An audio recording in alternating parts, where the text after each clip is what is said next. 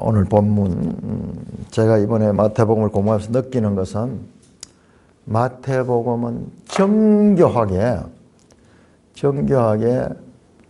이야기가 이어지고 있는 책이다. 오늘 우리가 봤던 이 소위 변화산 사건도 그냥 독립되어 있는 사건이 아니고 앞에 나오는 16장과 밀접한 연관을 가지고 있다. 우리 매일 성경 그 해설을 보시면요, 제목을 변화산과 갈보리산 그렇게 이야기를 하시면서 거기 작은 그 초록색 글씨로 그 내용을 요약했는데요. 순한 애고에 의기소침했던 제자들 16장이 바로 예수님께서 예루살렘에 올라가서 죽으실 것을 말씀하셨던, 그러자 베드로가 호들갑 떨면서 그림없었어 그러면서 충격받는 거예요. 예수님을 믿고 따랐는데 예수님이 죽으신대요. 예루살렘 올라 죽으신대요. 그러니까 제자들이 기대가 다 무너져 버린 거예요. 제자들 마음속에는 사람의 그들도 예수님을 따르면서 모든 것을 버리고 따르면서 그들이 기대하는 것이 있었던 것 같아요. 만약 그게 없었다면 그렇게 놀라지는 않았을 텐데, 그들 가운데 모든 걸 버리고 예수님을 따라다니면은 결과적으로 자기들도 예수님과 더불어서 한자리 할 수 있는 그런 기대를 가지니까, 사람이라면 누구든지 그래요. 사람이라면 누구든지 그런데 말은 하지 않았지만은 그들이 모든 것을 버리고 예수님을 따랐을 적에, 그런데 예수님이 예루살렘 가셔서 고난을 받고 죽으신대. 그러니까는 예수님이 죽으시면 자기들이 모든 것이 헛된 것이 되어버린 거예요. 자, 그래서 그 순한 애고에 의기소침한 제자들에게 예수님은 천상적 존재로서 영광스러운 모습을 보여주신다. 이 변화산 사건은 바로 그와 같은 배경이네요. 제자들이 예수님을 따르다가 바로 직전에 베드로는 예수님을 주는 그리스도시요 하나님의 아들입니다. 살아계신 하나님의 아들입니다. 이와 같은 예수님이 바라던 고백을 하고 큰 칭찬을 받죠. 바요나 시몬아 네가 복이 있도다. 이를 네게 알게 한 일은 혈육이 아니요 하늘에 계신 내 아버지다. 내가 이 반석 위에 내 교회를 세우겠다. 이야, 마태복음 하이라이트. 하나님이 교회를 세우겠다.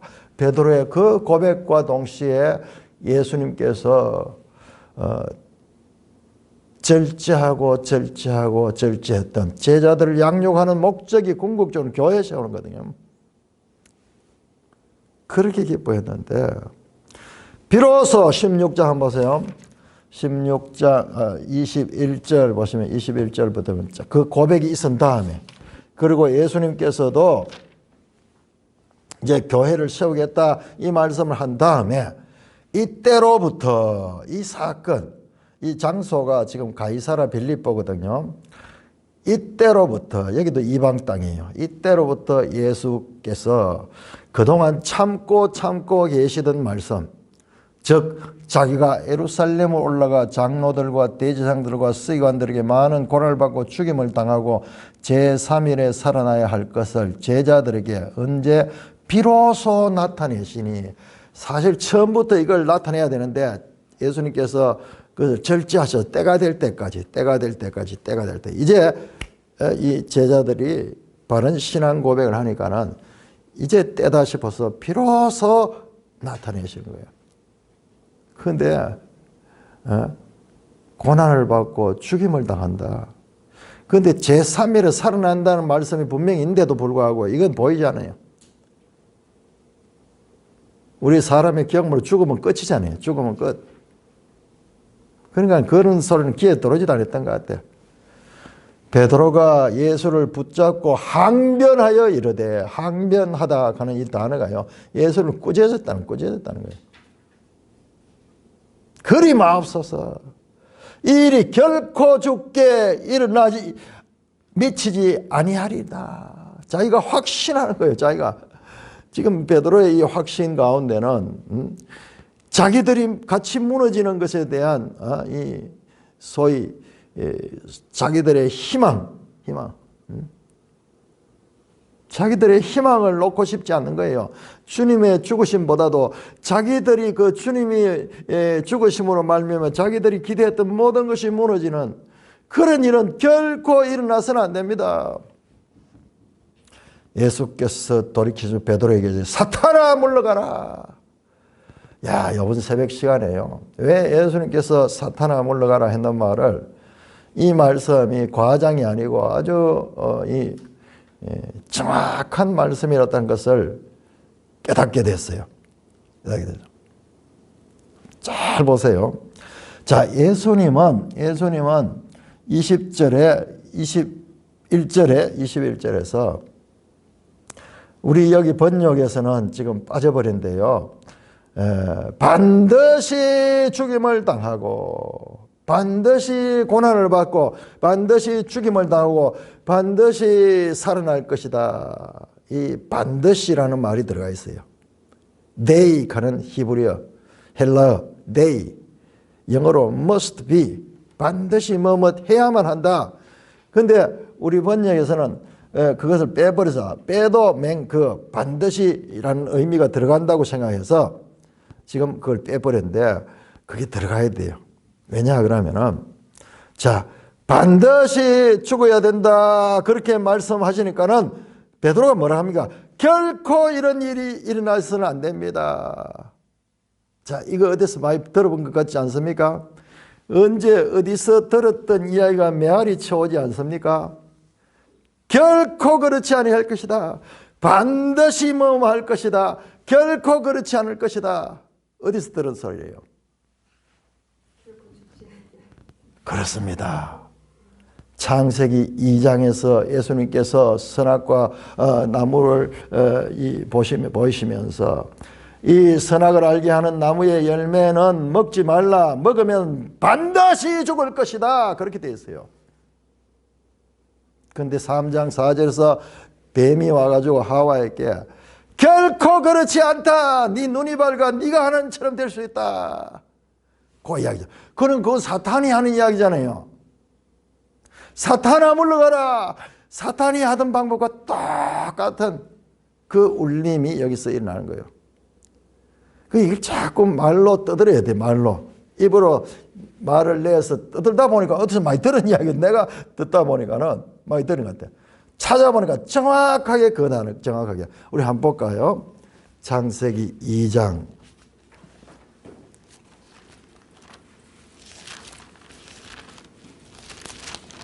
그러니까는 성경 전체가 창세기 1, 2, 3장이 성경 전체에서 울림이 계속 울리고 있다. 2장 17절에 선악을 알게 하는 나무 열매는 먹지 말라. 네가 먹는 날에는 반드시 죽으리라. 우리 요 번역도요 제대로 하면 반드시 죽어야 된다. 그게 나와요. 그런데 3장 4절에 뱀이 여자에게 너희가 결코 죽지 않으라. 이렇게 정확하게 울리고 있어요. 깜짝 놀랄 정도로. 이거는 저도 몰랐는데 말을 하다 보니까 어디서 들은 이야기 같아. 내 음성이 나갔다가 내 귀를 통해서 들리는데 어디서 들은 이야기 같아. 찾아보니까 정확하게 헬라어로 번역되는 그 70인경 있죠. 70인경을 보면 이 단어가 똑같아요. 그러니까 사탄아 물러가라. 베드로를 통해서 사탄이 말씀하는 거예요.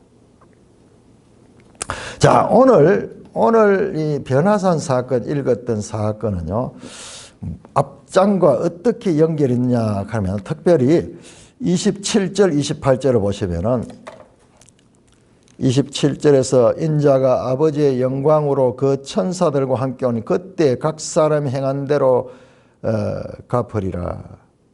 자, 인자가 아버지의 영광으로 천사들과 함께 온다. 이 재림을 가리켜 재림. 그때 각 사람이 행한 대로 갚으리라. 심판하는 심판. 분명히 재림입니다. 그런데 28절은 좀 이해가 안 되는 내용이 나와요. 28절. 진실로 너희에게 이르노니 여기 서 있는 사람 중에 죽기 전에 인자가 그 왕권을 가지고 오는 것을 볼 자들도 있느니라.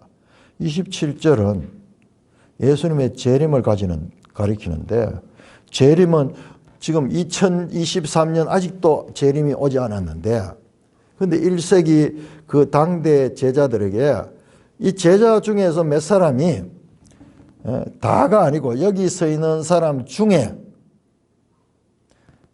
인자가, 그 사람이 죽기 전에 인자가 왕권을 가지고 오는 것을 볼 자도 있다. 베드로 같은 경우에는 한 50년대에 돌아가셨어. 60년, AD 60년 뭐 전후해가지고 그렇게 돌아가.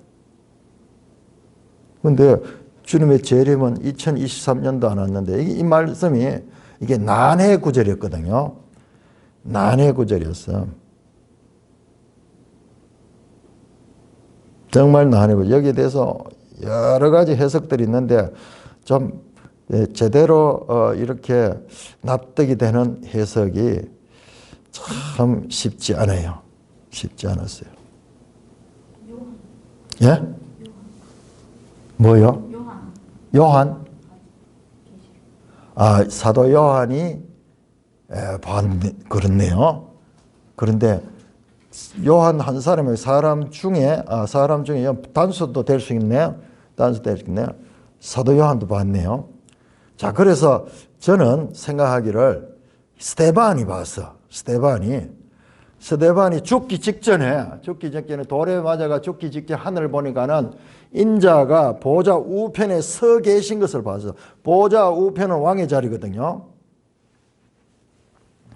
자, 그런 식으로 보면은, 그런데 방금 말씀했듯이 사도 요한도 죽기 전에 봤네요. 진짜 사도 요한이 제대로 봤네요. 영광의 모습으로 그 촛대 사이로 거니시면서 정말 이 왕의 위엄을 가지시고 거니시는 그리스도를 보셨네요. 자, 그런 내용도 있고, 그리고 오늘 이 변호사 사건이 이 내용과 연결되어 있어. 변호사 사건이. 자, 보세요. 자, 17장 1절은 엿새 후에 되어 있죠. 엿새 후는 무엇을 기준으로? 바로 이 사건, 바로 앞에서 있었던 이 사건, 가이사라 빌립보에서 베드로가 예수님을 바르게 고백하고 예수님이 그 교회를 세우겠다고 말씀하시고, 그 다음에 예루살렘에 올라가 죽으실 것을 말씀하니까 베드로가 안 됩니다. 결코 그런 일이 있을 수 없습니다. 그때 예수님께서 사탄아 물러가라 하시고, 그 다음에 누구든지 나를 따르거든 자기 십자가를 지고, 자기를 부인하고 자기 십자가를 지고 따라오라. 그 이야기를 하시고, 그 다음에 인자가 다시 오실 것, 재림에 대해서 말씀하실 것이 있었잖아요. 그러니까는 지금 이 사건이 바로 그 왕권을 가지고 오시는 그 예수님의 그 말씀이 성취되는 것이다. 지금 예를 들어서 매일 성경 같은 경우에는 지금 그렇게 보거든요. 보세요. 변화산과 갈보리산 큰 제목 밑에 순한 예고에 의기소침했을 제자들에게 예수님은 천상적 존재로서의 영광스러운 모습을 보여준다. 자, 예수님이 죽으신다 그러니까는 제자들이 지금 완전히 난감하게 됐어요.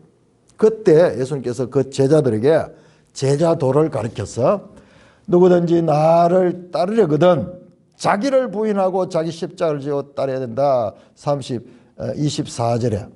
그러니까 베드로가 따라와 있지만 아직까지 너는 사람의 일을 생각하고 하나님의 일을 생각하지 않는다. 그러면서 십자가의 도는 자기를 부인하고 자기 십자가를 지고 따라야 된다. 그런데요, 우리한테는 이게 비유잖아요. 내 의지, 내 욕심 이런 걸 내려놓고 그리고 성령의 인도함을 따라야 된다. 이런 비유적인 죽음이라는 것이 십자가를 진다는 것이 좀 비유지만요. 그런데 1세기 제자들은 비유가 아니에요. 이게 실제예요. 실제 다 십자가 달려 돌아가셨어요. 실제. 그 제자들이 위대한 거예요. 제자들하고 우리하고를 1대1로 자꾸 막 쉽게 갖다 붙이는데, 제가 이번에 마태복음을 공부하면서 거기에서 많은 문제가 생긴다는 걸 알게 됐어요.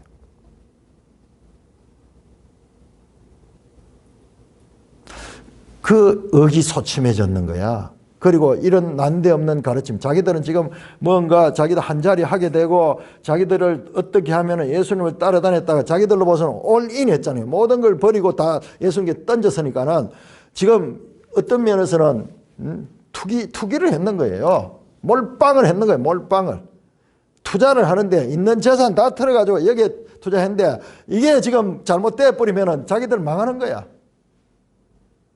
그런데 예수님께서 죽으신다고 말씀하지, 그것뿐만 아니라 자기를 부인하고 자기도 십자가를 진다고 이야기하죠. 충격 그 자체 아닙니까? 그래서 목숨을 구원하면 잃을 것이요 목숨을 잃으면 찾으리라. 그러면서 죽음 이야기를, 제자들도 죽어야 될 이야기를 하시는 거예요. 그러니까 제자들의 이 상태가 어떻겠어요? 그러면서도 나중에 재림 때 천사들과 함께 온다. 야, 그 이야기는 너무나 먼 이야기 같고, 지금 현재 제자들은 자기들이 가지고 있던 기대를 완전히 무너뜨리잖아요. 자기를 확대시키고 자기들을 영광스럽게, 자기들이 어떻게 하면 더 번영되고 번창할 수 있고 사람들 앞에서도 어깨에 힘주고 말이지, 저럼 다 버리고 저렇게 따라가더니만 정말 잘 됐네, 성공했네, 그런 이야기를 들어야 될 건데, 사람들 앞에 고향에 돌아와가지고 주위의 사람들이 뭐라 그러겠어요? 그런 생각까지 다 겹치는 거예요. 그런 제자들에게 위로하는 장면이 이 장면이에요. 엿새 후에 예수께서 베드로와 야고보와 그 형제 요한을 데리고, 자, 제자 12제자 중에 3명을 딱 따로 데리고 이제 높은 산에 올라갔다. 이 높은 산은 아마 이 북쪽 끝에 있는 헐몬산. 높이가 해발 2,000 넘어요. 그 위에는 늘 눈이 쌓여 있어. 만년설. 그 높은 산.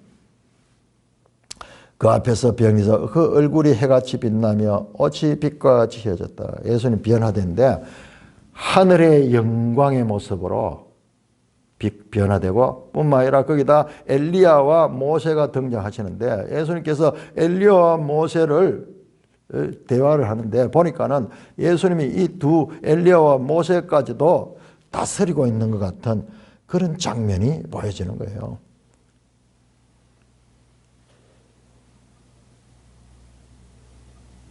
베드로가 여기에서요, 여기가 좋습니다. 그러면서 내가 주님을 위하여 초막을 짓고 하나는 모세를 위하여 하나는 엘리야를 위하여 짓겠습니다.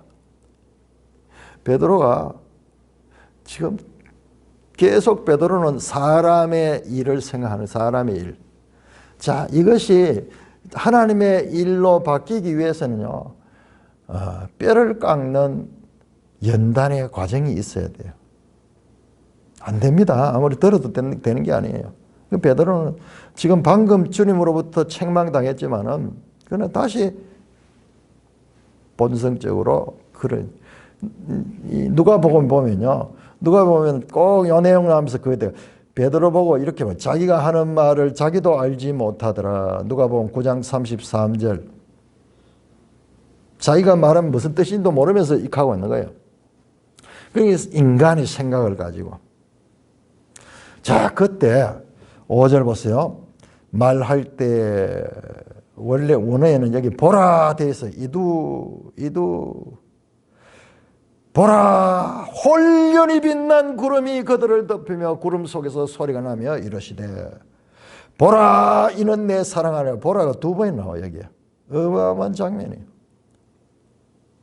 구름 속에서 들리는 소리는, 저 신에서 난장할 때 구름 속에서 하나님의 음성이 들리던 그 장면과 연결돼요. 그러면서 구름 속에 소리 나서 이는 내 사랑하는 아들이요 내 기뻐하는 자다. 예수님을 떼어서 하나님, 성부 하나님께서 직접 예수님을 증거하시는 거예요. 너희는 그의 말을 들으라. 너희는 그의 말을 들으라. 자, 이 말씀은 구체적으로 무엇을 가릴까요? 무슨 말을 들으라는 말일까요? 16장과 함 연결해서 한번 생각해 보세요. 자세히 보니까 답이 딱 나오더라고. 그의 말을 들으라. 그냥 일반적인 그의 가르침을 들으라, 뭐 그런 뜻도 될 수 있지만은 그보다는 1차적으로 더 구체적인 말씀.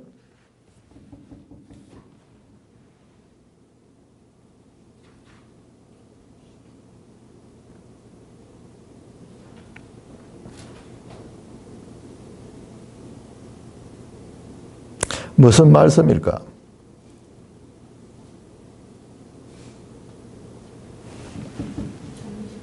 예? 자기 십자가를 지고 들으라. 예, 그것도 포함되겠죠. 예, 그것도 포함됩니다. 포함이 되면서 더 정확한 것은요. 예수님께서 내가 예루살렘에 올라가겠다 이야기해요. 예루살렘에 죽으시겠다고 말씀했잖아요. 그때 베드로가 그걸 거부했잖아요. 안 됩니다. 결코 그런 일이 있을 수 없습니다. 거부했잖아요. 그러니까는 예수님의 가르침 일반 포함되지만 그보다 더 직접적인 것은 예수님의 그 고난에 관한 죽으셔야 될 그 과정. 이 갈보리 산에서의 십자가의 죽으심이 있어야지 이 변화산과 같은 영광이 있다. 영광에 이를 수 있다. 그와 같은 내용과 연결됩니다. 그래서 갈보리 산의 십자가의 죽으심은 이 변화산은 미리 맛보는 맛보기예요. 장차 하나님 나라에서 일어날 영광을 미리 보여주는 것. 제자들에게 특별하게 특별 케이스로 지금 의기소침해 있는 제자들에게 얼마나 이 일이 그냥 너희 생각같이 그냥 불행한 일이 아니라 이것이 얼마나 영광스러운 일인가. 예수님은 죽었다가 다시 부활할 것이며 다시 하나님 나라의 이 통치로서 다시 재림해서 오실 것이다. 그 영광의 주. 고난의 주만 보지 말고 영광의 주를 봐야 될 것을 미리 가르쳐 주는 거예요. 그러니 제자들에게 지금 특별 케이스로 이 장면이 지금 계시가 되고 있는 거예요. 여러분, 제자 이 세 사람들을 가르치기 위해서 지금 성부 하나님도 동원되고 있고 성자 예수님조차도 변형되고 있고 하늘의 성령 삼위일체 하나님들이 지금 그 제자들을 가르치고 있어요. 가르치고 있어요. 여러분, 이런 사람들이 어디 있어요? 인간으로서 인류 역사상 가장 위대한 스승이신 예수님께 철저하게 배우고 그럴 뿐만 아니라 심지어는 성부 하나님께서 오셔서 증거하면서 너는 그의 말을 들으라, 예수 그리스도의 말을 들으라고 그렇게 직접 말씀하시는 이런 경험을 하는 인류가 역사상 있을까요?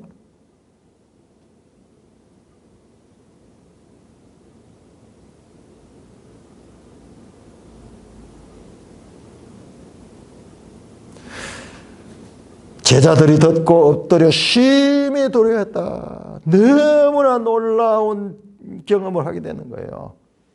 지금 이 짧은 시간에 예수님이 변형되고 엘리야와 그 모세가 등장하고 그리고 하늘의 음성이 우리와 같은 음성이 내리면서 너희는 그의 말을 들으라.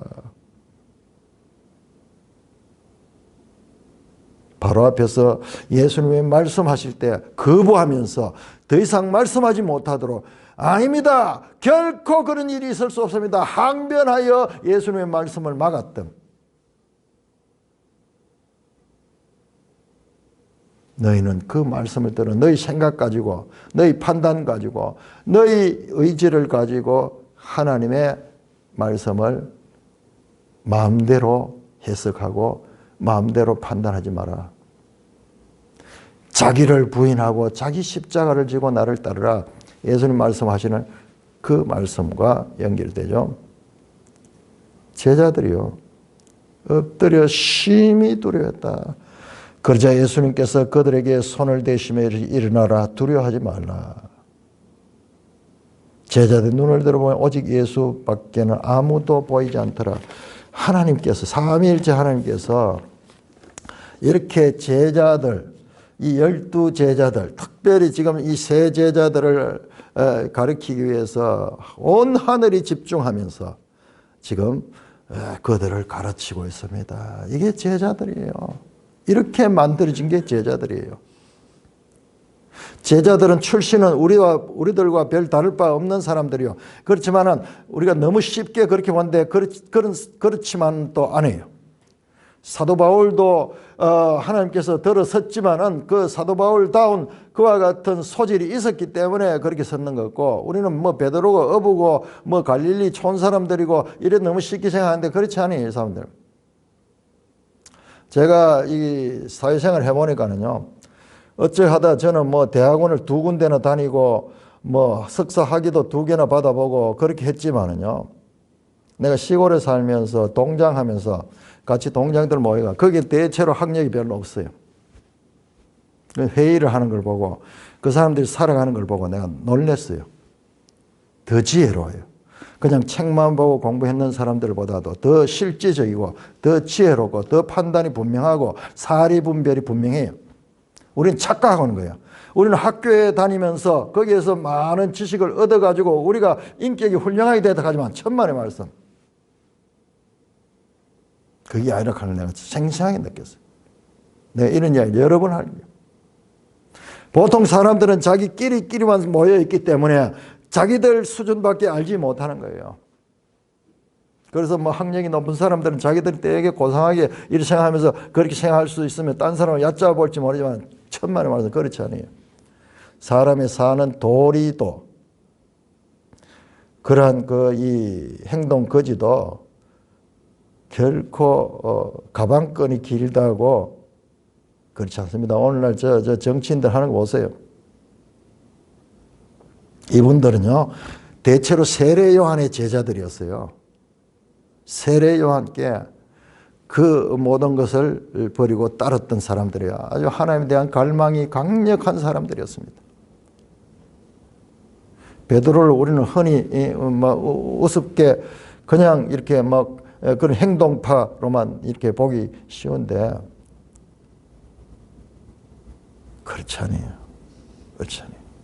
내가 하나님께서, 성부 하나님께서 동원되셔 베드로를 가리키기 위해서 그렇게 역사를 하시고 이렇게 만들어진 게 제자들이고, 이 제자들로 인하여 이제 교회가 세워지는 겁니다. 자, 이 사건은 베드로 후서 1장을 한번 봅시다. 베드로 후서 1장. 베드로 사도께서 친히 이 사건이 자기가 경험한 사건으로 지금 화답하고 있는 사건입니다.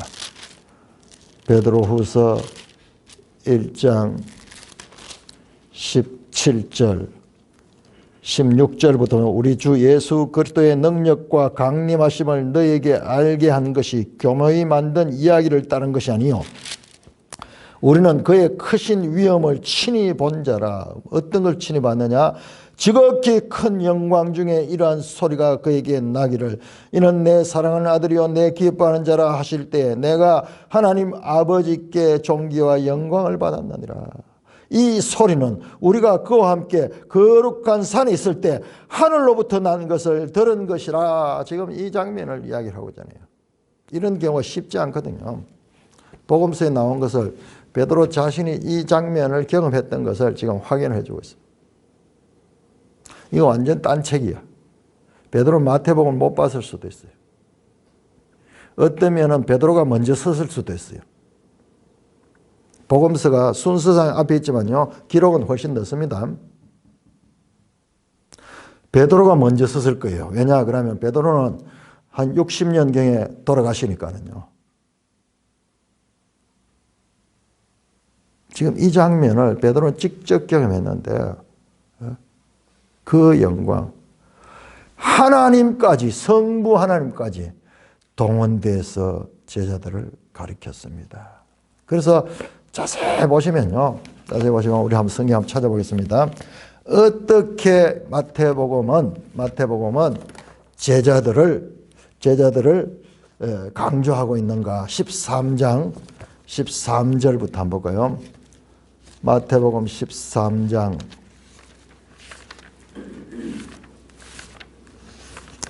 13장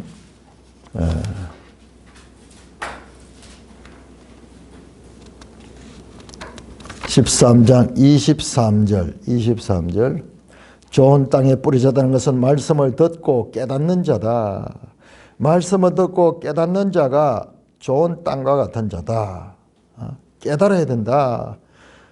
그래서 이 좋은 땅과 같이 말씀을 듣고 깨닫는 자들이 지금 제자들이 변화받고 있습니다. 51절 보시죠. 51절 13장 51절 예수님께서 비유 13장의 모든 천국 비유를 다 하신 다음에 이 모든 것을 깨달았느냐 하시니 대답하되 예 그러하오이다.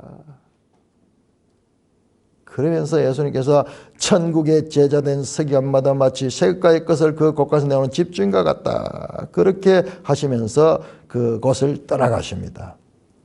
제자들을 인정하는 거예요. 제자들은 이 모든 것을 깨달아가는 자고 못 깨달을 때는 제자들 자세히 보시면 계속 질문합니다.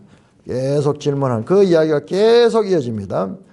자, 15장 16절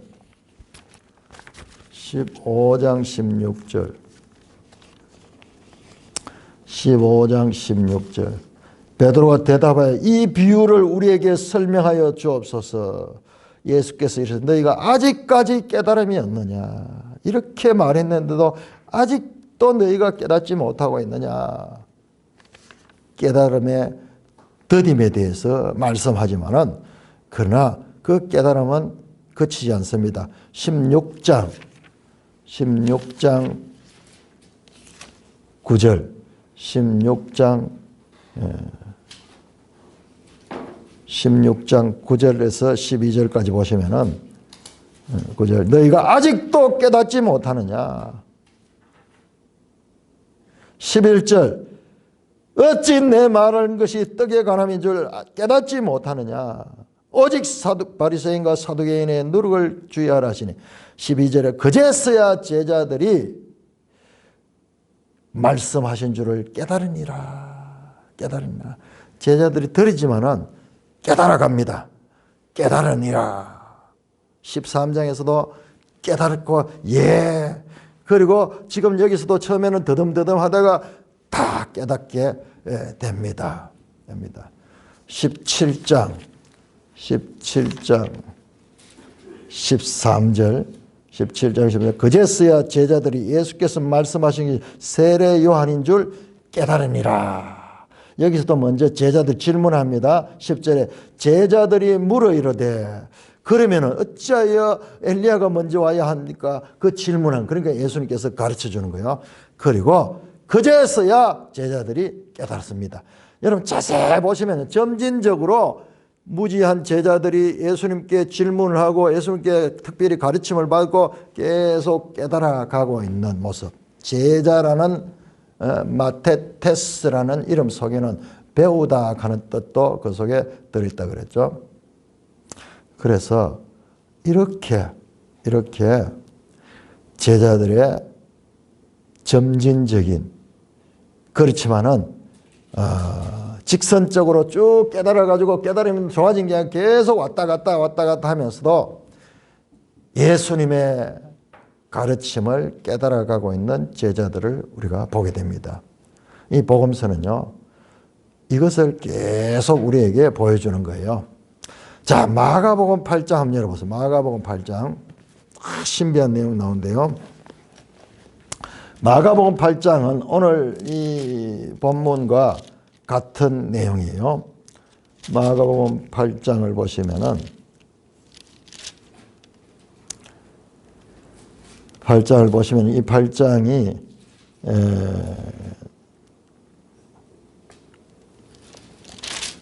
22절 저기 27절 보시면은 27절에서 9장 1절까지 가죠. 9장 1절까지 아니 9장 2절도 똑같네요.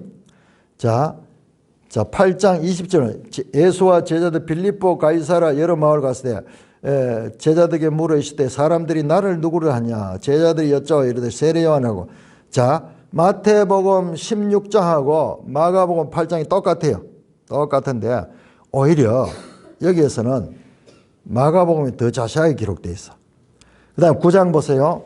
9장 1절에 그들이 진실로 너희 중에 여기 서 있는 사람 중에는 죽기 전에 하나님 나라가 권능으로 임한 것을 볼 자들도 있느니라 하시니라. 그 다음에 엿새 후에 예수께서 베드로 야고보 요한을 데리고 높은 산에 올라갔다. 똑같죠? 지금 똑같은 내용이에요. 그런데 바로 이 27절 바로 앞에 8장 22절에서 26절에는요. 요 마태복음에 없는 사건이 하나 나와요. 맹인 한 사람이 나오는데 다른 맹인하고 달리 예수님께서 다른 맹인들은 그냥 말씀으로 그렇게 눈을 뜨게 하고 볼 수 있게 했는데 지금 이 맹인한테는요. 이렇게요. 23절에 예수께서 맹인의 손을 잡고 마을 밖으로 데리고 나가서 눈에 침을 뱉으시며 그에게 안수하여 눈에 침을 받고 안수하셨어. 그러니까 무엇이 보이느냐 물으니 쳐다보며 이르되 사람들이 보이나이다. 나무 같은 것들이 걸어가는 것을 보나이다. 바로 이렇게 쫙 보이지 않았어. 바로 쫙 보이지 않아서 흐릿하게 보여서 그 다음에 25절에 이에 그 눈에 다시 안수하시니 그가 주목하여 보더니 나서 모든 것을 밝히 보는지라. 왜 이 사건이 여기에 지금 이 제자들의 이 가르치는 이 사건 속에 이 기사가 있는가? 왜 그럴까요? 왜 이 기사가 제자들과 어떤 연관이 있기 때문에 제자들 이야기가 쭉 이어지는 가운데 이 기사가 있을까요? 찍어주시니까. 예. 그때는 아무 생각이 없었는데 단계적으로. 그렇죠. 바로 그거예요. 바로 그거. 이게 성경이야.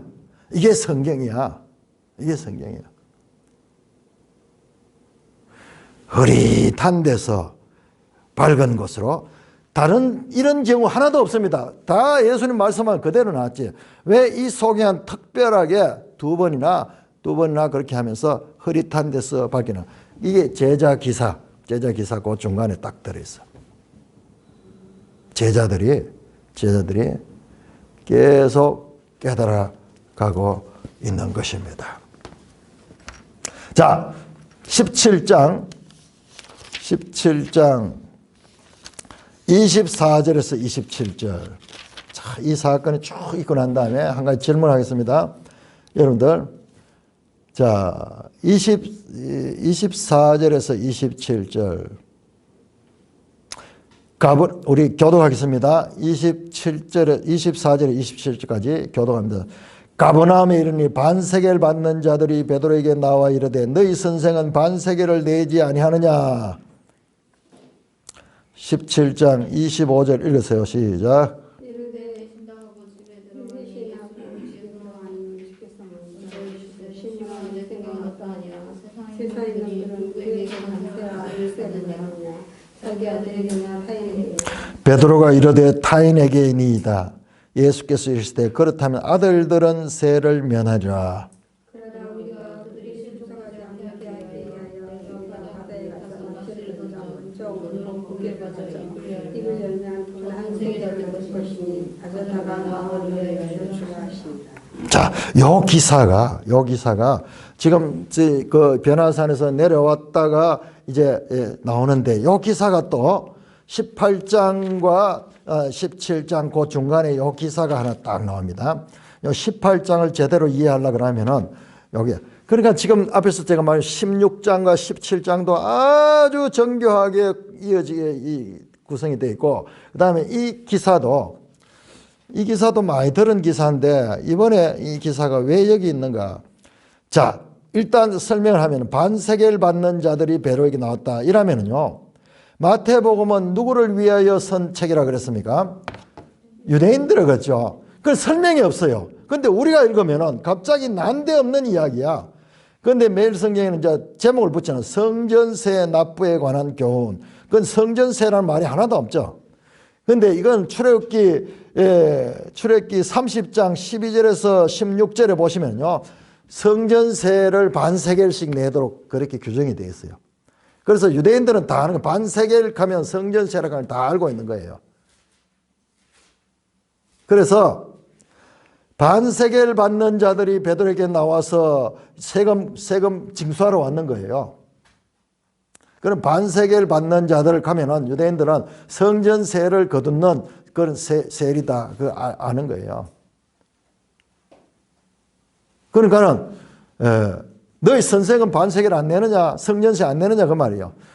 그리고 베드로가 낸다 해놓고 예수님한테 가가지고 성전세를 내야 되겠습니다. 그 이야기를 하니까는 예수님 뭐라고 이야기하는 게 아니라 시몬아 네 생각에는 어떠하냐? 세상 인간들이 누구에게 관세와 국세를 받느냐? 자기 아들에게냐 타인에게냐? 베드로가 이르되 타인에게 받습니다. 예수께서 그렇다면 아들들은 세를 면하리라. 아들들은 세를 내지 않아도 돼요. 그러나 우리가 사실은 안 내도 되지만은 그렇지만은 덕을 세우기 위해서 실족하지 않기 위해서 세금을 낸다. 자, 여기에서 아들들은 누구를 갈까요?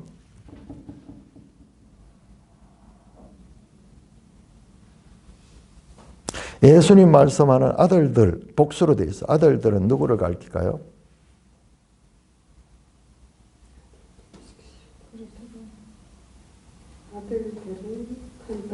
아들은 예수님인 줄 알았더니 아들들은 가는.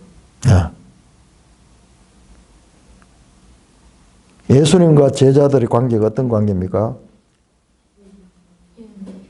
형제잖아요. 12장 49절에서 말했잖아요. 누가 내 형제요, 내 자매냐, 내 어머니냐, 내 가족이 누구냐. 지금 자세히 보면요.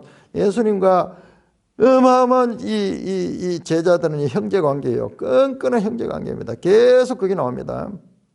그래서 때때로 이런 말, 나의 아버지, 너희의 아버지, 하늘에 계신 나의 아버지, 곧 너희의 아버지, 이 말이 나와요. 지금 보통 이야기 제자들은요, 예수님과 지금 같은 형제예요, 형제. 예수님은 낮아지셨고, 제자들은 너무나 높아진 거예요, 예수님은 낮아질 때까지 다 낮아지고, 제자들은 높아질 때까지 다 높아져가 예수님과 형제라 할 정도로. 그 아들들이, 하나님의 아들들이에요. 그러면은 예수와 제자들은 누구의 임금의 아들이야? 자, 이 세는 어디에 내는 세예요? 성전에 내잖아요. 성전은 어디예요? 하나님의 집이잖아요. 하나님의 아들들은 성전세를 낼 필요 없어. 그러나 내라. 그래서 물고기 잡아 한 세겔 가지고 예수님 거 하고 베드로 거 하고 반세겔 두 개 합쳐가지고 한 세겔을 내거든요. 자, 이 사건에서 아들들은 누구냐 그러면 하나님의 아들, 하나님의 성전의 아들들이에요. 하나님의 집에 성전세를 안 내도 되는 특권을 가진 하나님의 아들이요. 세상에 비유하면은 엄청난 사건이에요. 자, 그런 다음에 18장 1절. 그때 제자들이 예수께 나와 이르되 천국에서 누가 크나이까? 그러면서 이제 제자들이 천국에서 누가 더 높은가? 그 이야기를 하는 거예요. 이야기와 이야기가 어떻게 연결되냐 그러면요.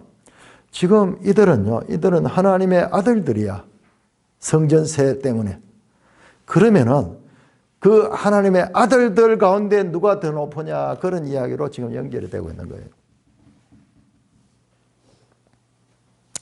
정교하게 구성이 되는데 그들이 누가 더 높으냐 하는 건 또 베드로처럼 사람의 일로 생각하는 거. 하나님의 일을 모르고 사람의 일로 생각하고 있는. 그러니까 이게 바뀌는 데는 계속 일생 배워야 되고, 그 다음에 예수님이 떠나신 후에, 성령이 임하신 후에 이들이 제대로 알게 돼요. 세상 질서와 전혀 다른 하나님 나라의 질서. 이 성전세 사건이 보통 사건이 아니고 그냥 이게 중간에 끼는 것 같지만은 제자들과 예수님은 성전세를 내지 않은 데는 하나님의 아들들이다. 타인들은 내야 되지만은 그러나 하나님의 아들은 낼 필요가 없는 자들이다. 얼마나 지금 대단한 이야기인지 몰라요. 제자들이 하나님의 아들이다. 하나님의 아들이다. 예수님께서 제자들을 형제로, 그리고 임금의, 세상 임금들에 비교되는 천국의 왕이신 그 하나님의 아들들이다. 자, 우리 요한복음 20장 한번 찾아보시죠. 요한복음 20장. 제자들이 얼마나 대단한가. 우리 이걸 갖다 계속 우리 교회와 너무 일반화시키는데 거기에 대해서 우리가 절제를 해야 돼요. 일단 첫째로 제자들이 얼마나 대단한가. 제자들에 대한 바른 이해를 가져야 돼요. 제자들을 마음대로 우리하고 직접 연결시키는 데서 많은 문제들이 발생된다는 것도 알게 됩니다. 20장 17절. 20장 17절 우리 같이 한번 읽겠습니다. 시작. 예수께서 이르시되 나를 붙들지 말라. 내가 아직 아버지께로 올라가지 아니하였노라. 너는 내 형제들에게 가서 이르되 내가 내 아버지 곧 너희 아버지 내 하나님 곧 너희 하나님께로 올라간다 하라. 지금 제자들이 이래요. 내 형제들, 제자들을 갈게요. 내 형제들 예수님과 동급인 형제들이고, 내 아버지는 곧 너희의 아버지고 내 하나님은 곧 너희의 하나님이다. 하나님의 아들들이 되어서 제자들이 하나님의 아들들이 되어서. 자, 히브리서 2장 이런 관점에서 히브리서를 보면 또 새롭게 보여요. 히브리서 2장 11절. 히브리서 2장 11절.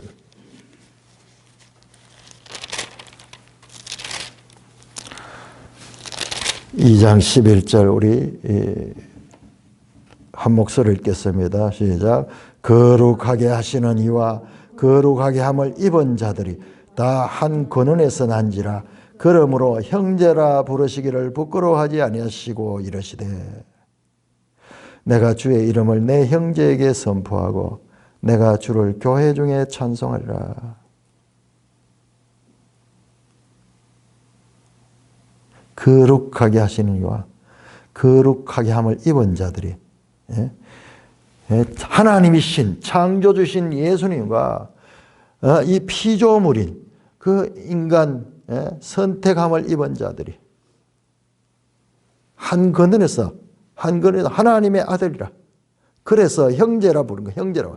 이걸 부끄러워하지 않은 거예요. 얼마나 수치스럽습니까? 예수님 입장에서 보면은 더 이상 낮아질 수 없는 인간의 몸으로 하나님이 인간으로 피조물의 모습으로 가지고 이렇게 오신 이 자체를 부끄러워하지 않고 형제라 부르기를 수치스럽게 생각하지 않고 기꺼이 그렇게 하셔서 그들을 하나님 나라의 백성으로 하나님의 아들들로 삼는 그 1차 대상자가 지금 복음서에 나오고 있는 제자들이다. 정리하겠습니다. 제자들이 만들어지기 과정에 예수님께서 심혈을 기울여서 4장부터 시작해서 마태복음 4장 예수님의 공생애를 시작하면서부터 제자들을 불렀고 계속 가르치고 어느 곳에 가든지 함께했고 위기 가운데서도 함께 하시며 예수님이 누구신가를 그들에게 알려줬고 그리고 따로 불러서 말씀으로 가르치고 제자들은 또 모르는 거 있으면 질문하고 묻고 이런 과정을 통해 가지고 심지어는 변화산에서 성부 하나님의 음성까지 들려주시면서 제자들이 만들어졌습니다. 마태복음에서 얼마나 이 제자들을 강조하고 있는지 우리는 이것을 좀 희화해서 보는 경향이 많이 있었어요. 아니에요. 제자들은 인류 역사상 가장 위대한 스승으로부터 배운 그 제자예요. 세상에서도 무슨 유명한 하버드 대학 교수 서울대학의 누구 교수 그 밑에 제자들 같으면요 학계에서 힘을 줘요. 누구 계통이다 누구 계통이다 그런 것들과 비교할 수 없는 친히 예수님께서 그들을 수년 동안 가르쳤고 때때로 하나님까지 합세해서 가르친 제자, 이 제자들, 이들이 예수님 말씀대로 십자가의 도를 직접 따르면서 다 그들이 예수님이 갔던 길을 문자적으로 그대로 십자가를 따라갔습니다. 그 이전에도 모든 가족과 직업을 버리고 따랐고 그럼에도 불구하고 아직까지 그 속에 인간적인 그런 사람의 일을 추구하는 그런 것이 있었지만 그것이 계속 배움을 통해서 이제 깨달아져 가면서 나중에 결정적으로 예수님이 십자가를 지시고 부활하시고 성천한 후에 성령이 임함으로 말미암아 얼마나 긴 과정을 가지고 예수께서 친히 가르치시고 그리고 성령께서 오셔서 그들을 감동시켜서 그들이 그러니까 여기에서 제일 지금 베드로가 많이 등장하는데 사도행전에서 베드로가 제일 먼저 나옵니다. 베드로가 나와가지고 사도행전 2장에 그 오순절날 설교하시는 분이 바로 베드로예요. 그날에 제자의 수가 3,000이나 하더라. 이런 과정을 거쳐서 나왔다. 마태복음은 마치 저 구약의 이 비행기가 신약의 땅으로 착륙할 적에 긴 활주로를 거쳐가지고 그렇게 안착하듯이 구약에서 신약으로 이렇게 이어지는 과정에서 예수님과 제자들과 그리고 장차 있을 앞으로 신약의 교회들 이런 것을 내다보면서 지금 한 단계 연착륙하는 그 과정을 보이고 있는 것이 마태복음이다. 놀라운 책이다. 자, 우리 그 매일성경 16쪽 합니다. 16쪽. 저는요, 이 성경 신학자들이 이분들이 이런 글 하나 써내려고 그러면요, 외국에 가서 유학해가지고 10년씩 공부를 하고 그 언어를 익히고 그 못 알아듣는 언어를 배워가지고 그렇게 해가지고 만들어내는데요. 자, 이분들의 이야기가 여기 성경에 아무 나오는 거 아니에요. 전혀 다른 이야기를 해요. 우리 앞에서도 성경에 새 언약이라는 말 하나 없는데 전부 새 언약으로 썼고 그 다음에 16쪽 한번 보세요. 16쪽 둘째 절부터 자신의 교회를 세우겠다고 말씀합니다. 그분의 승리가 교회의 승리다. 이것이 기쁜 새 교회의 기초는 예수 그리스도다. 교회는 예수 그리스도. 교회. 17쪽도 자 16장 21절에서 20장 34절까지 한 단락으로 묶었는데 이것도 나중에 보시면은 이게 딱 구분이 돼요. 이 단락 나누기가 이 구조 분석이 제일 어렵다 그랬죠. 구조가 정확하게 나눠져 있어요. 그 우리 성경 읽기는 어떻게 되느냐. 우선 처음에는 전체로 수프를 보듯이 읽어야 되고요. 그 다음에는 정교하게 이 단락을 나눠줘야 되고 그래야 뜻이 제대로 깨달아져. 자, 거기에도 17쪽에도 다윗의 아들 하나님이신 예수님이 이 땅에 오신 이유는 말씀과 성령의 통치를 통해 열방과 온 세상을 하나님께로 되돌릴 수 있는 자기 백성 곧 교회를 창조하십니다. 오래전에 하나님의 뜻을 저버린 아담과 수많은 기적을 경험하고도 하나님을 거역한 옛 언약 백성을 향해 품으셨던 하나님의 오랜 꿈이 바로 교회다. 그러면서 계속 여기도 교회 이야기는 교회 이야기. 전문가가 이것을 박사학위를 논문을 쓰면서 마태복음을 정말 뚫어지도록 마태복음을 수년 동안 공부를 하면서 발견하는 게 바로 그거예요. 교회예요. 우리도 이걸 봐야 돼요. 이 제자들 이야기를 이렇게 강조하는 것이 궁극적으로는 교회의 이야기로 나아가기 위한 과정이다. 그렇게 생각할 적에 교회에 지체된 우리의 정체성이 얼마나 영광스럽고 새로운지.